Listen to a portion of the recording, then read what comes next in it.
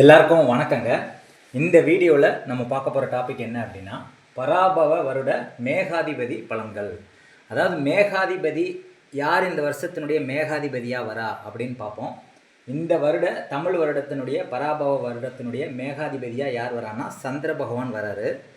இந்த மேகாதிபதி அப்படிங்கிறது என்னென்னா, அதாவது மேகங்களை சொல்லக்கூடியது. மேகமூட்டமாக இருக்குதுல்ல, அதை தான் நம்ம மேகாதிபதின்னு சொல்கிறோம். இந்த மேகமூட்டத்தை குறிக்கக்கூடிய கிரகம் வந்து சந்திரனாக வருது இந்த வருடம் வந்து.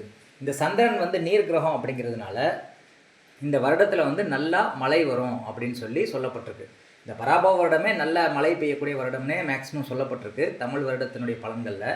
ஆனால் இந்த வருட பிறப்பு இருக்குல்ல, அதில் வந்து சூரியன் திருவாதிரை நட்சத்திரத்தில் எப்போ போகுதோ, இப்போ சூரியன் வந்து மேசத்தில் இருக்குது, சூரியன் வந்து மிதுன ராசியில் திருவாதிரை நட்சத்திரத்துக்கு எப்போ போகுதோ அந்த நாள் வந்து என்ன கிழமையாக வருதோ அதை தான் மேகாதிபதின்னு சொல்கிறாங்க. இந்த வருடத்தினுடைய மேகாதிபதி எப்படி கண்டுபிடிக்கிறாங்க அப்படின்னா, திருவாதிரை நட்சத்திரம் இருக்குல்ல, அது மிதுன ராசியில் இருக்குது. அதில் திருவாதிரை நட்சத்திரத்தில் சூரியன் எப்போ என்ட்ரி ஆகுதோ, சூரியன் வந்து இப்போ மேசத்தில் இருக்குது, இன்னும் 2 மாதம் இருக்குது டைமு. 2 மாதம் கழித்து தான் என்ட்ரி ஆகும் திருவாதிரை நட்சத்திரத்தில் சூரியன். அது என்ட்ரி ஆகக்கூடிய நாளை தான் என்ன கிழமையாக வருதோ அதை தான் நம்ம இந்த வருடத்தினுடைய மேகாதிபதின்னு சொல்கிறோம். ஏன் திருவாதிரை நட்சத்திரத்தில் சூரியன் சஞ்சரிக்கும் போது மேகாதிபதியாக நம்ம சந்திரன் எடுக்கிறோம் அப்படின்னா, திருவாதிரை நட்சத்திரங்கிறது ராகுனுடைய நட்சத்திரம். ராகு அப்படிங்கிறது தான் மேகத்தை குறிக்கக்கூடிய கிரகம், அதான் நிழல் கிரகம்னு சொல்கிறோம்ல. இப்போ சூரியனை மறைக்கிறது வந்து மேகங்கள் தானே, சூரியனை மறைக்கிறது மேகங்கள் அப்படிங்கிறதுனால இந்த மேகாதிபதி அப்படிங்கிறது எப்படி எடுக்கிறாங்கன்னா, சூரியன் திருவாதிரை நட்சத்திரத்தில் போகிற டைமில் தான் மேகாதிபதி எந்த நாள் அப்படிங்கிறத எடுத்து அதை கிரகமாக நம்ம எடுத்துக்கிறோம். இப்போ சூரியன் எப்போ போகுது திருவாதிரை நட்சத்திரத்துக்கு அப்படின்னா, 22 ஜூன் 2026 ஆனி மாதம் 8ஆம் தேதி திங்கட்கிழமை மதியம் 12 மணி 26 நிமிஷத்துக்கு சூரியன் வந்து திருவாதிரை நட்சத்திரத்துக்கு போகுது திருக்கணித பஞ்சாங்கப்படி. வாக்கிய பஞ்சாங்கப்படி 22 ஜூன் 2026 ஆனி 8ஆம் தேதி திங்கட்கிழமை ஈவினிங் 4:56 டைமுக்கு வந்து சூரியன் திருவாதிரை நட்சத்திரத்துக்கு போகுது. இந்த டைமில் தான், இந்த டைம் வந்து திங்கக்கிழமையாக வர்றதுனால அந்த கிழமை நாதனை வந்து நம்ம அந்த மேகாதிபதி அப்படின்னு சொல்லி எடுக்கிறோம். இப்போ இதே மாதிரி வந்து ராஜா, மந்திரி, அர்க்காதிபதி, சேனாதிபதி, ரசாதிபதி, நிரசாதிபதி அதெல்லாம் எடுக்கிறோம் தானியாதிபதின்ட்டு. அது ஒவ்வொரு இதுக்கும் ஒரு கான்செப்ட் இருக்குது, அதை வரும் வீடியோக்களில் பார்ப்போம்.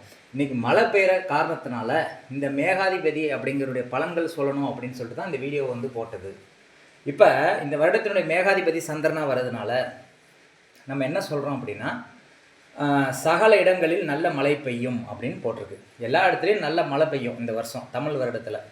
விவசாயம் செழிக்கும், தானிய உற்பத்தி பெருகும், நீர்நிலைகள் நிரம்பும், பசுக்கள் அதிக பால் சுரக்கும் அப்படின்னு சொல்லி இங்கே பால் தரும் அப்படின்னு சொல்லி இங்கே கொடுக்கப்பட்டிருக்கு. இந்த வருடத்தினுடைய பலன்கள் வந்து பசுக்கள் நிறைய பால் கொடுக்கும், தானியங்கள் நிறைய விளையும், எல்லா இடத்துலையும் மழை பொழியும், அதே மாதிரி வந்து செழிப்பாக இருக்கும், நீர்நிலைகள் செழிப்பாக இருக்கும் அப்படின்னு சொல்லி இந்த வருடத்தினுடைய பலன்கள் கொடுக்கப்பட்டிருக்கு. ஒவ்வொரு வருடமும் மேகாதிபதி எந்த கிரகமாக வருதோ அதை பேஸ் பண்ணி தான் இந்த பலன்கள் வந்து நம்ம சொல்கிறோம். இந்த மேகாதிபதி எப்படி கால்குலேட் பண்ணுறாங்கன்னா, சூரியன் திருவாதிரை நட்சத்திரத்தில் என்ட்ரி ஆகக்கூடிய நாள் என்ன கிழமையோ அதை தான் மேகாதிபதியாக எடுத்துக்கிறாங்க. இது புரியுதான்னு பாருங்கள். அடுத்து இன்னைக்குரிய கிரக நிலவரத்தை போட்டிருக்கேன். 9 மே 2026 சித்திரை 26 தமிழ் மாதம். இன்றைக்கி வந்து மழை பெய்யுது. ஏன் மழை பெய்யுது, கனமழை பெய்யுதுன்னு சொல்கிறாங்க. என்ன காரணத்தினால இந்த மாதிரி கனமழை பெய்யுதுன்னு கண்டுபிடிக்கணும்ல. சும்மா மழை பெய்யுதுன்னு நம்மளா போயிட்டு இருக்கக்கூடாதுல்ல, அது என்ன ரீசன் அப்படின்னு கண்டுபிடிக்கணும். அதனால் வந்து இந்த கிரக நிலவரம் வந்து வாக்கியப்படி தான் நான் வந்து போட்டிருக்கேன். திருக்கணிதப்படி ஃபாலோ பண்ணுறவங்க ஃபாலோ பண்ணிக்கோங்க. எப்படி ஃபாலோ பண்ணாலும் அது கொஞ்சம் தான் வேரியேஷன் வரும், பெரிய டிஃப்ரென்ஸ் வராது. இப்போ நம்ம ஏன் இன்றைக்கி மழை பெய்யுது அப்படின்னா, நீரை குறிக்கக்கூடிய கிரகங்கள் பார்த்திங்கன்னா சந்திரன், சுக்கிரன் தான் நீர் கிரகங்கள். புரியுதா? மேகத்தை குறிக்கிறது வந்து ராகு, இடி மின்னலை குறிக்கிறது வந்து என்ன சொல்கிறோம், செவ்வாய். இடி மின்னலை குறிக்கிறது செவ்வாய். அதுக்கடுத்து பார்த்திங்கன்னா குருங்கிறது காற்றை குறிக்கிறது, புதன் அப்படிங்கிறது லேசான காற்றை குறிக்கிறது, சூரியங்கிறது வெப்பத்தை குறிக்கிறது அப்படின்னு சொல்கிறோம். இப்படி ஒவ்வொரு கிரகங்களும் ஒரு விஷயத்தை வந்து சொல்லுது, மழை வர்றதுக்கு உண்டான காரணத்தை சொல்லுது.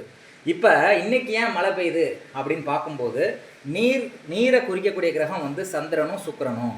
இப்போ சந்திரன் பார்த்திங்கன்னா அதனுடைய நட்சத்திரத்தில் இன்றைக்கி பயணம் பண்ணுது, திருவோண நட்சத்திரத்தில். அதனால் இன்றைக்கி வந்து மழை ஸ்டார்ட் ஆகிருக்குது அப்படின்னு சொல்லலாம்.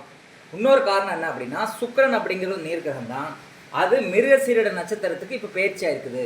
எப்போ பயிற்சியாக இருக்குது அப்படின்னா, நேற்று நைட்டு, அதாவது 8/5/2026 நைட்டு 9:45 பயிற்சியாக இருக்குது திருக்கணித பஞ்சாங்கப்படி. வாக்கிய பஞ்சாங்கப்படி 9 மே 2026 இன்னைக்கு காலையில் 3:45 வந்து பயிற்சியாக இருக்குது.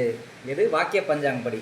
சுக்கிரன் வந்து மிருகசீரிட நட்சத்திரத்துக்கு போயிருக்குது. அப்போ இன்றைக்கி தான் மழை பெய்யுது அப்படிங்கும்போது நம்ம வந்து 2 பஞ்சாங்கத்தில் எதனால் எடுத்துக்கோங்க. வாக்கியப்படி இன்னைக்கு காலையில் தான் பயிற்சியாக இருக்குது மிருகசீரிட நட்சத்திரத்துக்கு சுக்கிரன்.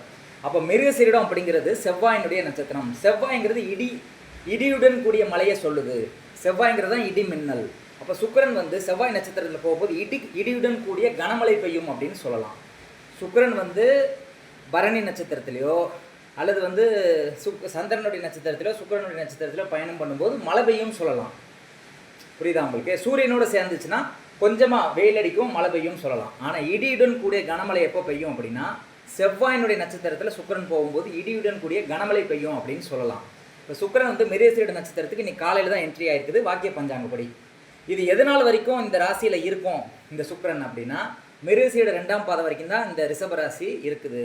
அப்போ சுக்கிரன் மிருகசீரிட 2வது பாதத்துக்கு எத்தனை நாள் இருக்குது அப்படின்னா 15ஆம் தேதி மே மாதம் 2026 மாலை 5:40 வரைக்கும் மிருகசீரிட நட்சத்திரம் 2ஆம் பாதத்தில் சுக்கிரன் பயணிக்குது வாக்கிய பஞ்சாங்கப்படி. திருக்கணித பஞ்சாங்கப்படி 14 மே 2026 காலை 10:52 வரைக்கும் சுக்கிரன் வந்து மிருகசீரிட நட்சத்திரம் 2ஆம் பாதம் வரைக்கும் பாதத்தில் இருக்குது அப்படின்னு நம்ம கன்ஃபார்ம் பண்ணுறோம். இப்போ இந்த மழை எச்சரிக்கை கொடுப்பாங்கள்ல, வெதர் ரிப்போர்ட் கொடுப்பாங்கள்ல, அதில் என்ன போட்டிருக்கு அப்படின்னா இன்னைக்கு 9/5/2026 மழை ஸ்டார்ட் ஆகி 13ஆம் தேதி வரைக்கும் தொடரும் அப்படின்னு சொல்லி போட்டிருக்கு. அப்போ 13ஆம் தேதி அப்படின்னா 14ஆம் தேதி இது வந்து மிருகசீரிடம் 3க்கு போயிடுது. புரியுதா உங்களுக்கு? மிருகசீரிடம் 3க்கு வந்து போகுது. மிருகசீரிடம் 2 வந்து இது வரைக்கும் தான் இருக்குது டைமு. மிருகசீரிடம் 3ஆம் பாதம் வந்து மிதுனத்துக்கு போயிடுது. அப்போ வந்து இந்த மழை பொழிவு வந்து கொஞ்சம் கம்மியாயிரும் அப்படின்னு சொல்லலாம். ஏன்னா ரிஷபராசிங்கிறது ரிஷபராசி தான் மழையை குறிக்கக்கூடிய ராசி. அதாவது ரிஷபராசிங்கிறது தன்னுடைய சொந்த வீடு, சுக்கிரனுடைய சொந்த வீடுங்கிறதுனால இந்த ராசியில் பிரவேசிக்கும் கிரகங்கள் நிறைய பிரவேசித்தா அந்த டைமில் வந்து மழை பெய்யும் அப்படின்னு நம்ம சொல்கிறோம். இது வரைக்கும் மழை எந்த டைமில் அதிகமாக பெஞ்சிச்சுன்னு நீங்கள் எடுத்து பார்த்தீங்கன்னா இந்த மாதிரி ரிஷபராசியில் நிறைய கிரகங்கள் வந்து சம்மந்தப்படும் போது மழையினுடைய அளவு அதிகமாக இருக்குது அப்படின்னு நம்ம பார்க்குறோம். இப்போ ரிஷபத்தில் பார்த்திங்கன்னா புதனும் இருக்குது, சுக்கிரனும் இருக்குது. 2 கிரகங்கள் வந்து ரிஷபத்தில் இருக்குது. இந்த சுக்கிரன் வந்து செவ்வாயினுடைய நட்சத்திரத்தில் போயிட்டுருக்கு.